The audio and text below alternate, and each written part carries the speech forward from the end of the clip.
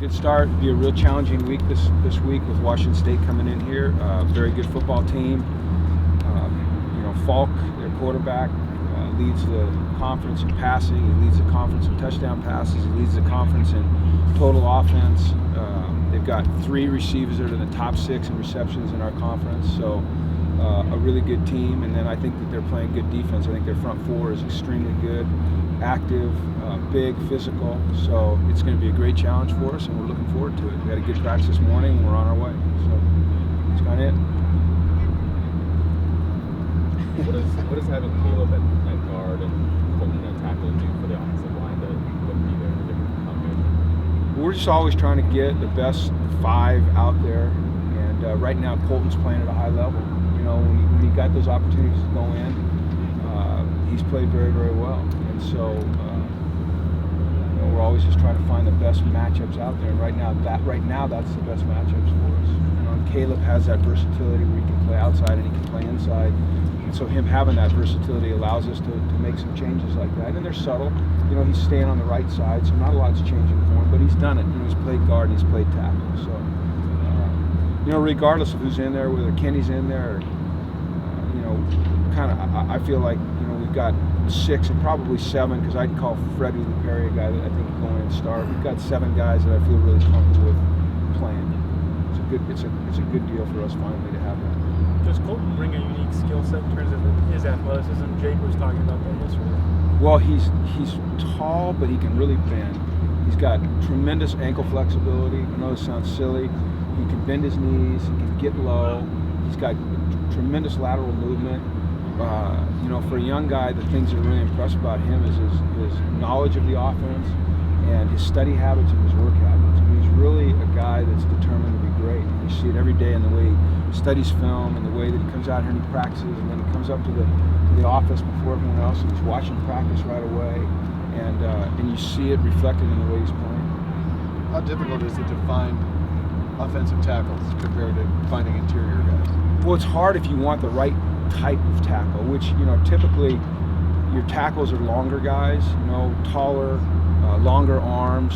They still have to have athleticism, and then I relate them a little bit to cornerbacks. They have to have a certain sense of athletic arrogance because they're protecting probably the most valuable commodity on the field, which is your quarterback, and they're typically in one-on-one situations, and so they have to have a real mental toughness to them, and I think that Caleb has that.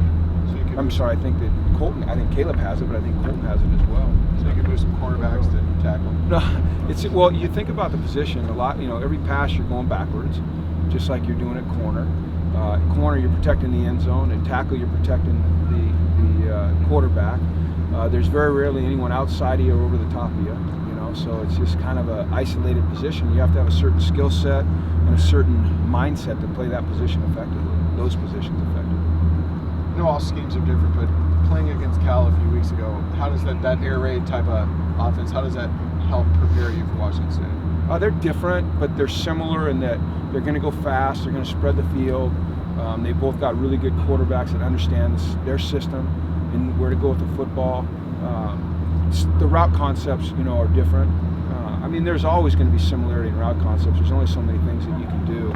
I just think it helps us having gone recently against a team like that and having played well against them. I think it gives us a little confidence in what we're doing, and so we'll see. But every game's a different challenge, and these guys, Mike Leach is, I've been able to spend a whole lot of time with him at media days and coaches conferences, and the guy is incredibly bright, and has a great feel for what he wants to do on offense. And he seems to be a guy that has answers. And now that he's got an offensive line that's really good, he's got a quarterback that understands the system, he's got veteran receivers, he's got running backs. It's kind of working for him now. He's got more pieces in place, and they've been doing the same thing over and over. So you really see tremendous production, tremendous execution. He was a guy that was kind of doing all this stuff like Rich Rod before a lot of people were doing it. Let me just say this about that kind of stuff is it's just a big copycat world in coaching. I was at San Francisco with Bill Walsh, who a lot of people have credited with creating the West Coast offense, and certainly he took it to a new level. But one day a guy walked into my office who was one of the original owners of the San Francisco 49ers, and he brought me a folder from the origins, from right at the start of the San Francisco 49ers becoming an organization, and it had a bunch of plays in there that were on that old mimeograph stuff. I still have it in my office, as a matter of fact. And there was probably 15 to 16 pass plays in there that were called West Coast offense pass plays now that everyone runs. And I don't even remember the guy's name. He was an Italian guy. He was one of the original owners of the 49ers, but maybe he created the West Coast offense. So, you know, there's only so many things you can do on a football field.